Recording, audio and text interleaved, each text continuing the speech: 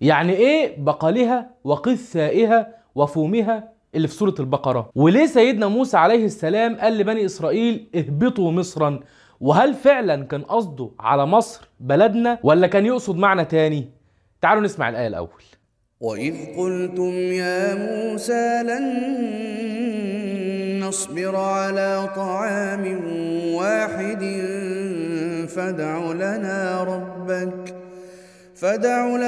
ربك يخرج لنا مما تنبت الأرض من بقلها وقثائها وفومها وعدسها وبصلها قال أتستبدلون الذي هو أدنى بالذي هو خير اهبطوا مصرا فإن لكم ما سألتم وضربت عليهم الذلة والمسكنة وباءوا بغضب من الله ذلك بأنهم كانوا يكفرون بآيات الله ويقتلون النبيين بغير الحق ذلك بما عصوا وكانوا يعتدون.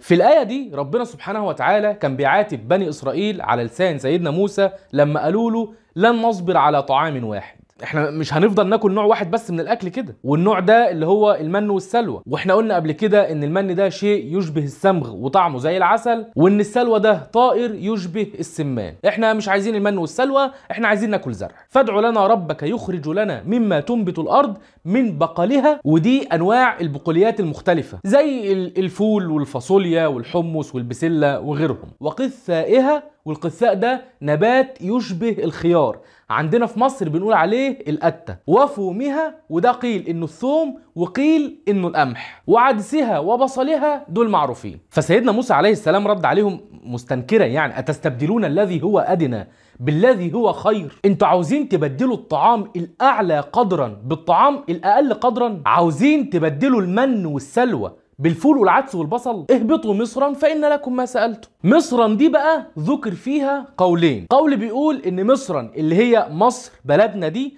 والقول الثاني بيقول مصرا يعني مصرا من الأمصار، يعني مكان صالح للزراعة. أي مكان صالح للزراعة بيسمى مصرا، لأن بني إسرائيل وقتها كانوا في البادية، كانوا في الصحراء، والصحراء ما ينفعش يتزرع فيها، فقال لهم اهبطوا مصرا يعني روحوا مكان بيتزرع فيه. أو القول الثاني اهبطوا مصرا اللي هي جمهورية مصر العربية. وضربت عليهم الذلة والمسكنة يعني لزمتهم صفات الذلة والهوان وفقر النفوس. وبس كده.